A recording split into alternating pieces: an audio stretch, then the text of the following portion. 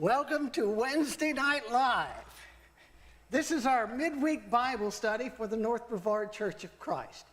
If you're looking for a church where the Bible is honored and where you have a group of loving people who lean on each other and are warm and accepting, this is the place for you. Tonight, because of the time of the year it is and New Year's coming about, I thought I would hit one of those subjects that people don't realize how often it is in the Bible. And that is the subject of time. It's in both the Old Testament and the New. And we're going to take a look at Matthew 25. And when we get to Matthew 25, we're going to start talking about marriage and some of the timing of getting married. You see, the Jewish people had two different ways of marrying. First of all, there was a period of time where you would pay the dowry. When you paid the dowry, you would join the wife's family and then be treated just as part of the family. Now, Jacob would be a great person to use. If you remember, Jacob went to Laban. He wanted to marry Leah. He got somebody else instead. And then he became part of the family. The second one is the one that we're going to emphasize out of the New Testament. And that is, the husband is given the wife as a piece of property. She has no rights. She must follow and do what her husband tells her to follow and do. And if she does that, she gets to become part of his family. Step one of the second program is what we call the engagement period. It's not like our engagement period. You give somebody a ring and you wait and you date. And in Jewish times, after the betrothal, the man and the woman spent time together. They traveled together. They were in the same places at all times. It was to see if there was a match between the two. But I think more important for a lot of the people, it was time for him to pay for his wife. So it took that time to pay the dowry. This does not mean that they are married. They aren't. A good example of that is Joseph. Joseph and Mary were betrothed. They were engaged. But when she came with child, Joseph thought he would put her away quietly. What that means is, after you're betrothed, you give her a writing of divorce. And she can go back to her father, or she can go back to the town she was in, or she can go back to other relatives. But because something had happened during the betrothal period, the wedding wouldn't go on. Now, the time of the wedding is step two. It started when the groomsmen, that's my title for him, bringing up today, would go to the groom's house. And they would get him and make sure that he was ready for the wedding and all. And then they would go to the bride's house. And they would pick up the bride, or they would get married there, whichever they wanted to do. It was kind of nice. Once they were married, they head off to the place of celebration. The place of celebration is a large, like, arena that you can select who comes in and who goes out. And they did. Because they were furnishing food and wine to the people. Now, the guides to bring them in were 10, I'll call them bridesmaids, And 5 are wise and 5 are foolish. Their whole job is when the groom and his escorts, the groomsmen, get close to the place of celebration. They go out with light and they light his way into the place of celebration. That's what he's talking about in Matthew 25. Jesus uses time through chapters 24 and chapter 25 by telling several different parables about what time it is and how the time had to be right. These are the bridesmaids. They're getting ready, and according to Matthew chapter 25, 5 were wise and 5 were foolish.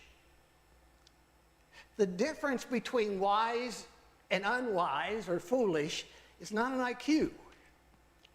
5 were wise in that they brought an extra flask of oil. So if their flames started dimming out and didn't give much light, they would use the olive oil to spark it up and get a bright flame where they could see where they were going. This is one idea of what it was like. They think this lamp was the part. A lot of commentators think it was a torch. And the torches were there, and they had them soaked in oil, and then they put the olive oil on the outside, and it got bright. And as it burned down, it got smoky and dull. Pay your money, take your choice. I don't think it matters. Jesus was just telling them. And they had waited and waited and waited so long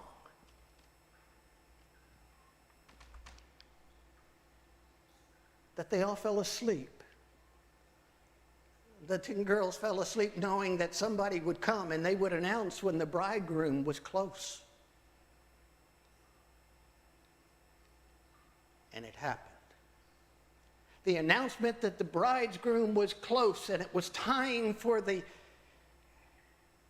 girls to get their lamps and go out and guide him in. But the 5 wise, their lamps were low, or the torches had burned down and they had to give it a fresh coating of oil. But the 5 foolish didn't bring any extra oil. And so they look at the other 5 and they say, give us some of your oil. And they said, if we do that, there won't be enough for us and there won't be a procession. So go buy oil for yourselves.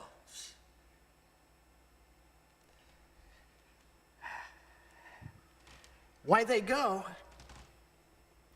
the bridegroom and his bride come. And as they come, they go in, and the door is shut. The 5 foolish come up, and they're knocking on the door, asking him to open the door, and the groom comes. Remember, the bride is property in this time. And they're knocking, saying, let me in. And he said, why? I don't know you. And he wouldn't have known them. He didn't select them, the bride did. So these were 5 strangers out there pounding on the door, and he refuses to open the door. So for the 5 foolish, there was no procession. Their invitation that should have gone out didn't mean anything anymore. Now, why did this happen? That's one for y'all. Why did this happen? It's a tragedy in their time.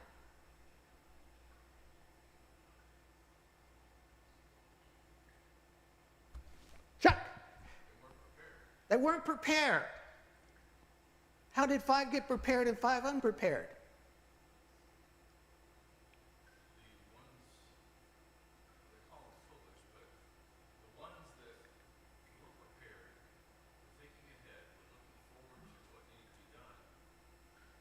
and they had thought it through.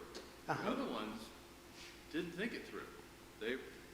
I would say they're an immediate type of person. They see it, they want it. The other ones weren't. They thought they were more thoughtful about what this responsibility was, and they were more responsible in the way they approached it. The other ones weren't. Excellent. Absolutely excellent. Sue? It's kind of like when you think there's a possibility of a hurricane. Well, there was always the possibility that the bride and groom might show up late for some reason. Things happen at weddings. And, you know, some people say, oh, it's going to go the other direction. We don't need to prepare. We don't need to get in supplies. We don't need to have water. We don't have to check out our generator. And then there's other people that get prepared every time, and we might not have a hurricane all season, but they were prepared just in case. Okay, very good. Very good. Anybody else?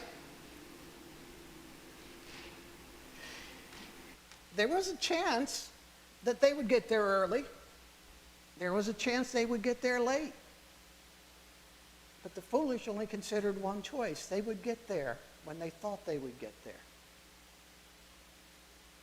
And that goes back to Chuck's comment. So, how do you get control of time?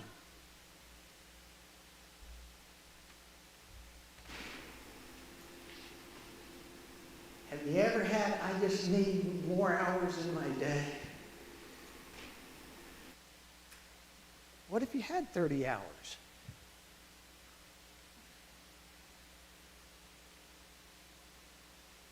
So, Our body would be even more exhausted than what it is. our body would be even more exhausted than it is now. Yeah, I would think that. Chuck? It's really a matter of priority. Time is what it is. Uh-huh. And part of it is to look at what you have to get done, what you want to get done, what you should get done, and maybe what you probably need to do eventually, and order it. Recognizing that usually nothing goes to plan, and you probably ought to have a little contingency in that planning when you do it. And the things that are important, you need to make sure you get done. Okay, very good. Very good. Susan? Well, I know one of the things, most people, especially women, have a plethora of things on their list to do or that needs to be done. And so the day before, I always make this little list in order of priority of the things that I need to get done. And then underneath that, the things I need to do to make those things happen. I don't always get them done, but at least it puts my mind in a mode of what I might get done. And if I have to make a decision, I've got that list to say, okay, this can't happen. And Excellent. Y'all are right on. This is what I do. When people come in and they're having trouble getting things done that are important, I start them on what I call their work diary. I want them to write down every half hour what they're doing, whether it's work or whether it's play. If it's lunch, I want that. Whatever they say. I do it for a half hour for a couple reasons. One, if you do it for over a half hour, people tend to get busy and forget to write it down. Two, if they forget to write it down, they won't see where their time went, because they'll get involved in something and it doesn't get written down, one, because sometimes they're ashamed of it, but two, they were supposed to be doing something else. So write down what you're doing every half hour. So this helps you know where your time is going.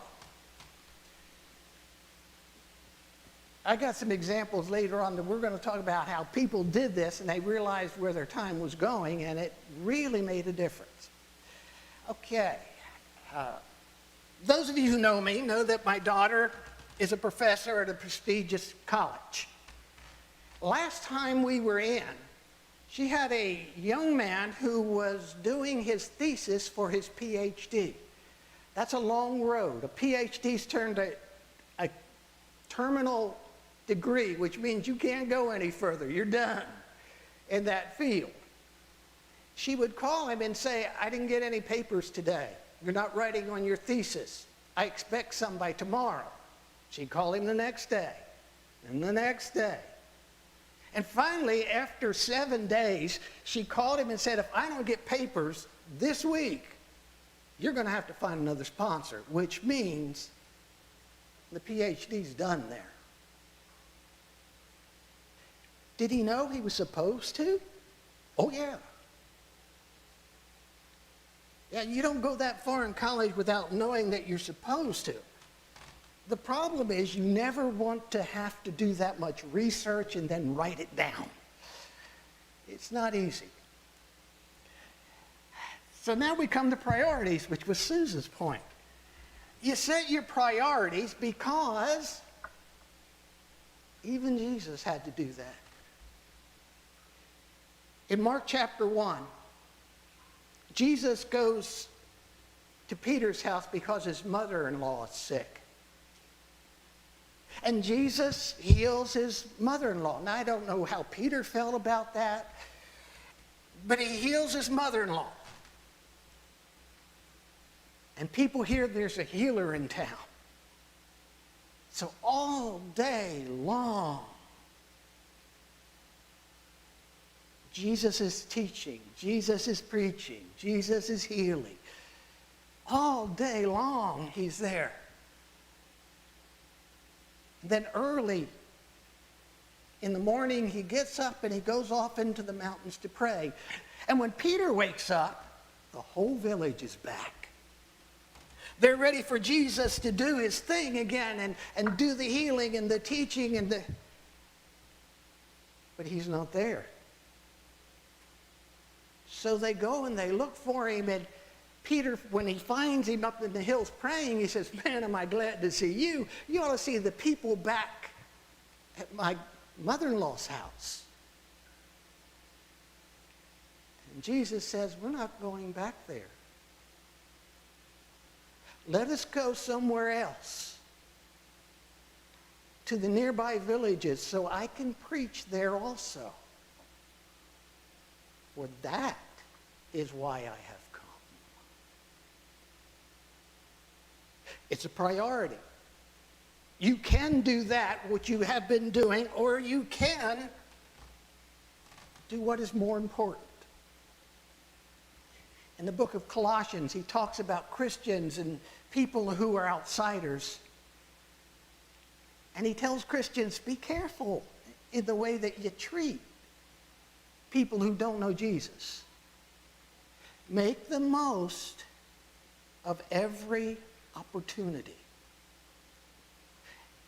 It means taking the time to meet people that you don't know. It means treating them in a good way. It means letting them vent to you when you're tired. But it makes them a priority. And we have to give up our priorities to treat them and make the most of every opportunity with the outsiders. Okay, so we set our priorities. And now we're getting ready for some of the details. These are things I think you have to look for. These are the things that over the years I have found people do. Is that a hand back there, Doug? You were stretching. Okay, I'm sorry. First, the telephone. I had a case where a mother was bringing her girl into my office because she couldn't get out of bed in the morning to go to school. And she had tried everything. She had tried getting her up with breakfast in bed. She had tried giving her orange juice. She had tried making her very special dish. She had tried to be set up. a partnership where she could get up and mom could get up and do breakfast together. She had tried all that and none of it worked. When the girl came in, she immediately got out her phone. So I asked her, "You got a phone?" I said, "I don't have one of those." She said, "Oh, you need to get one." I said, "What time? Do you go to bed with your phone?" She says, "Well, I got to call my friends and see how they're doing." I said, "What time do you get sleep?" She said, "I don't know, but it's after 12. She was in the 4th grade. The 4th grade. Yeah. I go to the grocery store, and the aisles are blocked by about half the people using the telephone at the grocery store. Why they have to use the telephone at the grocery store, I don't know. If it's a husband, he is on a mission for his wife and he's getting instructions. I'm just making that up. Most of the shoppers at the grocery store are female. Yeah, there was 3 different occasions where I almost hit a boy or a girl who was walking across in front of me. Never knew I was there. Never knew a car was there because they were on the phone that deeply enthralled in it. Now, phones aren't bad. They can be good.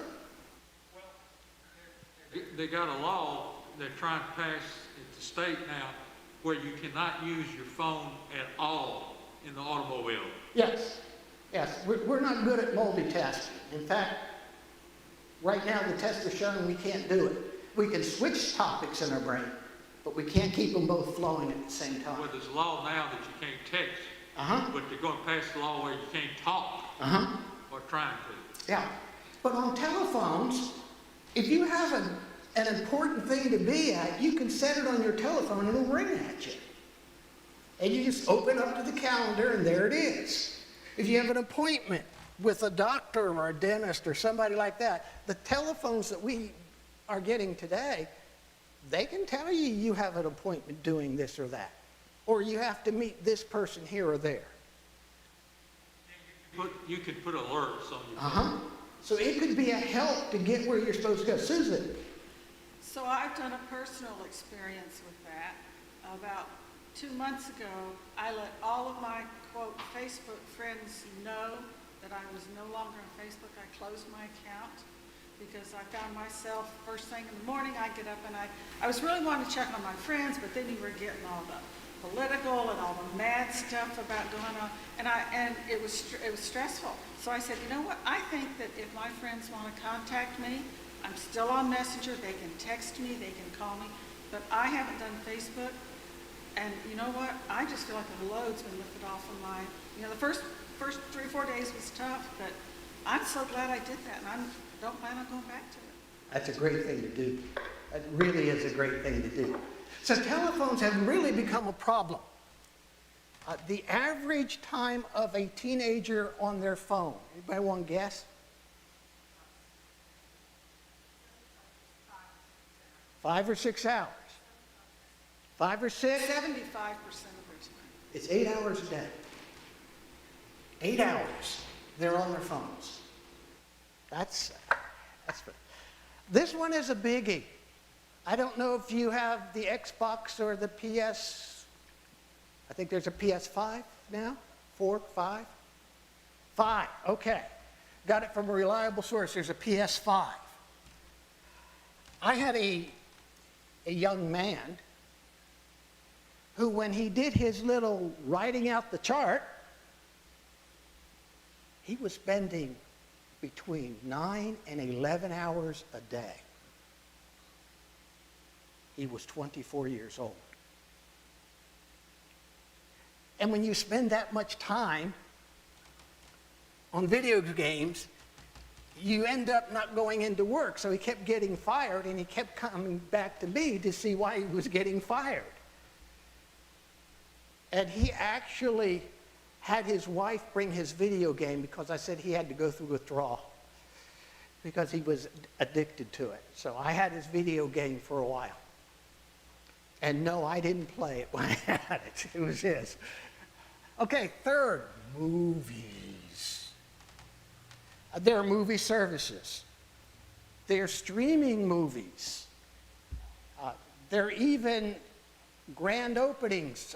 Wonder Woman had a grand opening streaming online. So you can spend at least 2 hours or 3. If you go to 2 movies a day, it can go up to 4. And that brings us to the easy one, TV. TV's been one of those things that has happened all over here. You can just get into your shows. When I was in college, I worked what was called the Bison Room. The Bison Room was a hamburger joint. That's the best way I can describe it. We made hamburgers, hot dogs, and ice cream. That's all we made. And a girl comes and said, I will have to quit college if I don't get a job. And so I talked to the guy running the place who was in with the management. He says, offer her 2 to 4 in the afternoon. And I offered her 2 to 4 in the afternoon, and she turned me down because she wanted to watch her soap opera. Sue heard all about that for a month. She just didn't want to miss her show. Okay, can y'all think of anything else where you just can get caught up into it?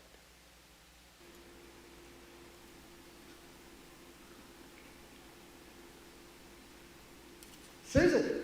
Shopping. Shopping. Oh, that's a biggie. Shopaholics do exist. Sue? For some people, it's reading a book. For some people, reading a book, as she looks at me. And there's absolutely nothing wrong with reading books, but for some people, they get started and they can't put it down, is what they say.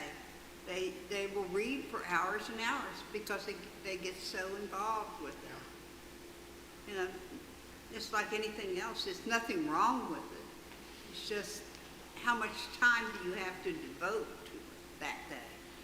Very good. I have to set a limit, or I will read and she will get irritated. Jesus taught some things about time that were vital. Suppose one of you wants to build a tower. Will he not first sit down, estimate the cost to see if he has enough money to complete it? For if he lays the foundation and is not able to finish it, everyone who sees it will ridicule him, saying, this fellow began, but he's not able to finish. What's his point? His point is, it is valuable to know where you're going. It's valuable to know if you can complete it before you start it. It is valuable to know that you can't do everything. There's some things you just can't do if you want to accomplish things that need to be done. After that, he uses another one. Suppose you're a king and you're going to go to war. Won't you sit down first and see if you're able with 10,000 men to stand against those with 20,000? And if he's not able, he will send a delegation while another is still way off, and he will ask for terms of peace. In the same way, any of you who does not give up everything cannot be my disciple. What these two remind me of are the guys who can't say no. Man or woman, I said guys, but man or woman. Can you? Yep. Can you? Yep. Can you? Yep. And after he gets out enough yeps, he's got such a load that it would be superhuman. He needs the Superman outfit and being able to get it all done. Now, this is done out of good heart, but it's also done out of a need to reach the expectations of others. If you're always trying to reach the expectations of others, others will keep the load on. They always want something. How do you keep from getting there where you've said, yep, yep, yep, yep, yep? Chuck? You say nope? Nope, that's it. That is the cure to this. To sit there and analyze it out and realize I can't do all that. So, nope. Sue? Well, I know something that you do or teach people to do is say, well, I'll think about it. Give me some time. I'll get back to you in a day, or I'll get back to you in a couple hours. And that gives you really have time to think, well, do I have time to do this? Is this important? Or should do I have things that are more important that I need to do with my time? Mm-hmm. Jesus was good at saying no. Now, people are amazed that Jesus was good at saying no. When Peter said, you ought to see the people back at my mother-in-law's house, Jesus says, not going back there, how many people did he affect? How many people would have been happy that he made that decision? All that came to the house to find him. Pharisees, we want a miracle. And Jesus says, nope, you're not getting one. Herod tells him the same thing, and Jesus tells Herod the same thing. He had a no in his vocabulary. And the guy who lets the yeps build, that's tough.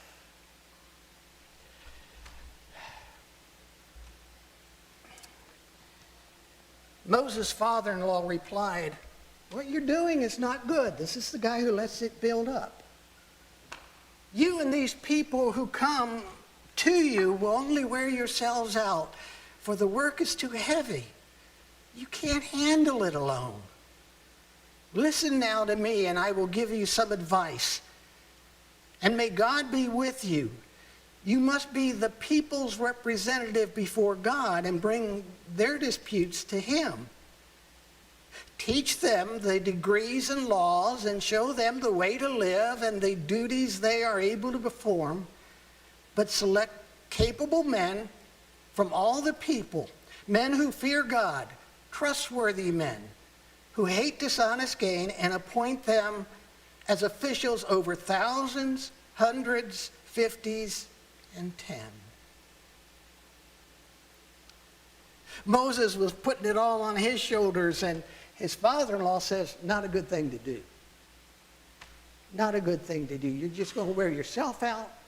You're going to wear the people out. Okay. Sue. The importance of delegating is here, definitely.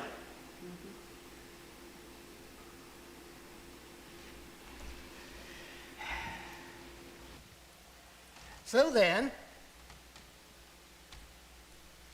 men ought to regard us as servants of Christ, and those entrusted with the secret things of God. Now it is required that those who have been given a trust must prove faithful. What's he saying?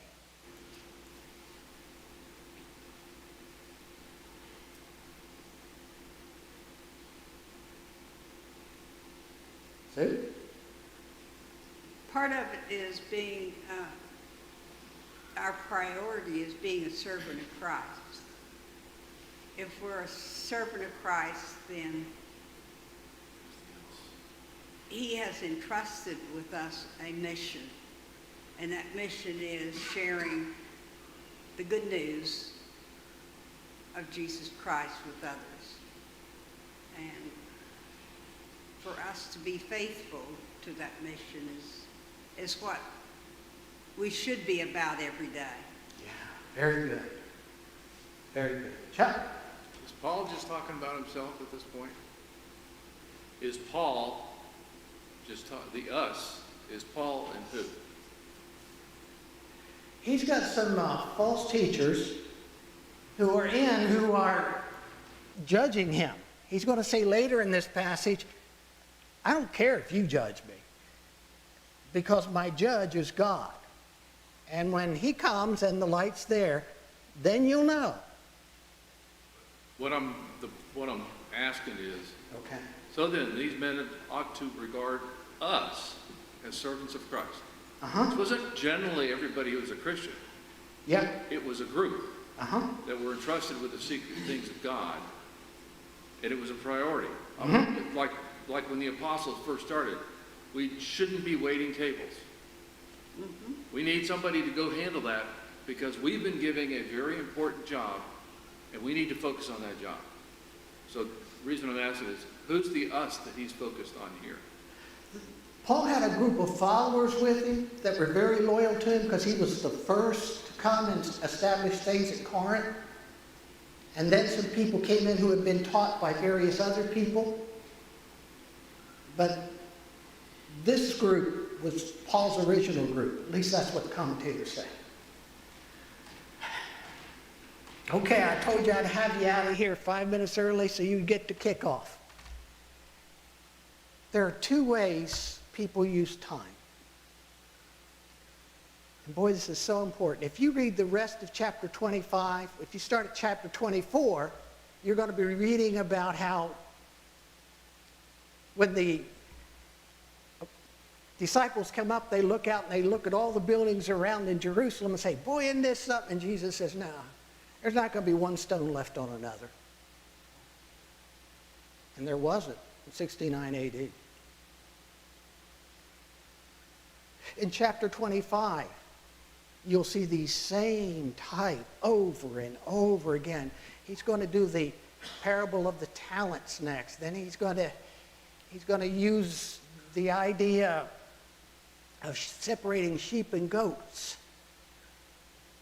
to talk about one thing that's important. The first way is you can follow your compulsions and pleasures of the moment.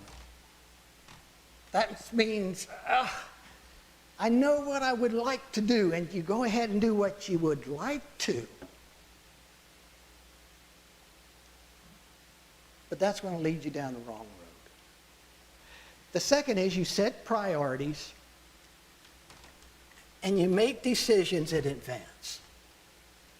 I know what I'm going to do on this day. I know what I'm going to do on that day. I know what I'm going to do on this day. And you keep it sensible. Remember, you can't do everything. Now, Paul Faulkner, when he was going around speaking, gave me one way that I have remembered this ever since. And he was coming around in the 80s. He says, you want to grab your water by your ardor. That is, you might want something, but what you ought to do is more important. It's been a good class. I'm glad you all came tonight. And we are 5 minutes early. So we all did good. Thank you all for listening.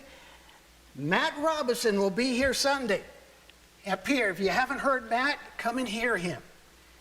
He's got a dynamic delivery, and you will enjoy your time listening to him. Thank you all for being here.